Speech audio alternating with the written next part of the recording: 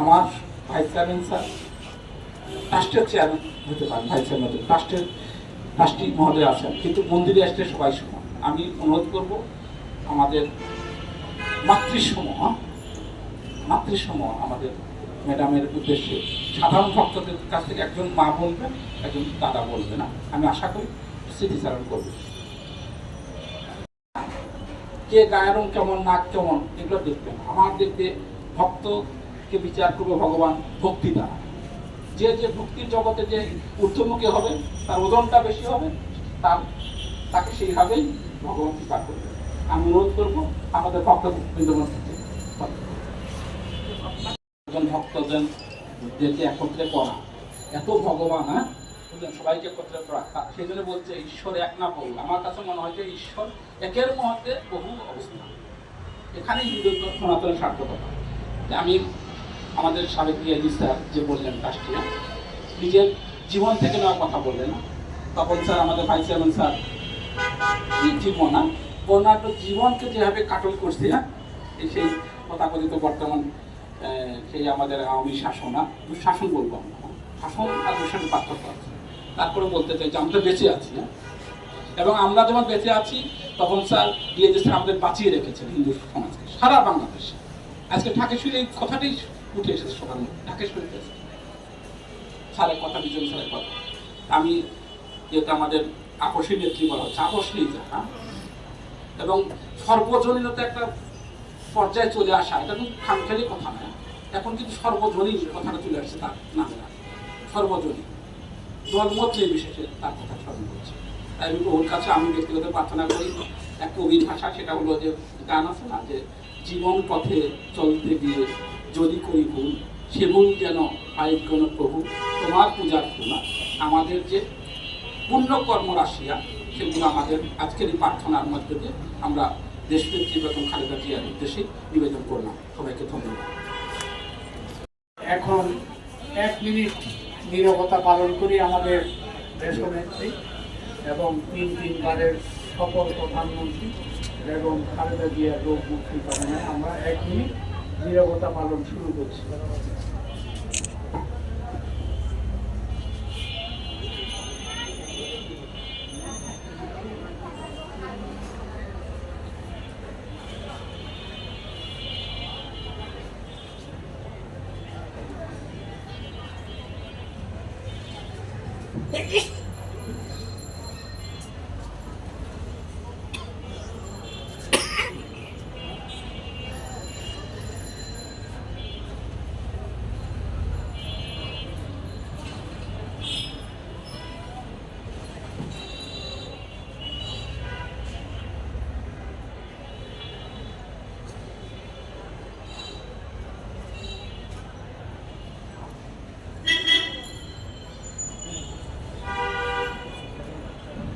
সবাইকে ধন্যবাদ। আমাদের প্রথম প্রধানমন্ত্রী, যিনি মহিলা প্রধানমন্ত্রী এবং mother of democracy Begum Khaleda জিয়ার আশু রোগ মুক্তি কামনায় বিশেষ প্রার্থনা সভা শ্রী শ্রী লক্ষ্মীনারায়ণ মন্দির। শুভ সন্ধ্যা, হরে কৃষ্ণ। সব আমার ভক্তমণ্ডলী, ভাইয়েরা, বোনেরা, সবাইকে আমার আন্তরিক শুভেচ্ছা। আর উপস্থিত আমাদের ট্রাস্টি মহোদয়, সভাপতি মহোদয়, সবাইকে আমার আন্তরিক অভিনন্দন, শুভেচ্ছা জানাচ্ছি। এখন আমরা আজকে প্রতিদিন এখানে মন্দিরে যে উপস্থিত হই, আমরা নাম কীর্তনই করি। আজকেও এখানে একটা হয়েছে, কিন্তু আজকের উপস্থিতিটা অন্যরকম।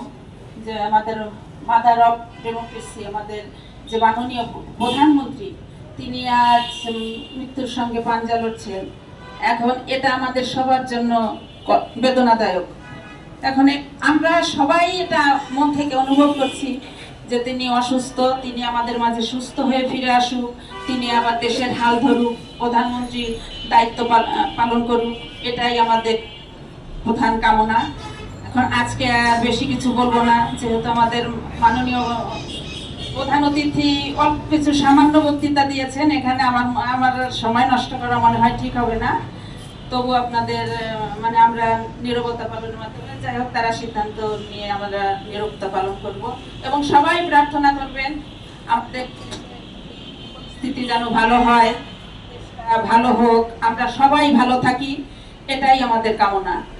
সবাই ভালো থাকবেন, বাসায় বসেও সবাই প্রার্থনা করবেন আমাদের নেত্রীর জন্য, সবাই সবার জন্য আমরা প্রার্থনা করি। আমাদের বাংলাদেশের শুভবার্তা আসুক সামনে, এটাই আমাদের কামনা। হরে কৃষ্ণ, সবাই নমস্কার।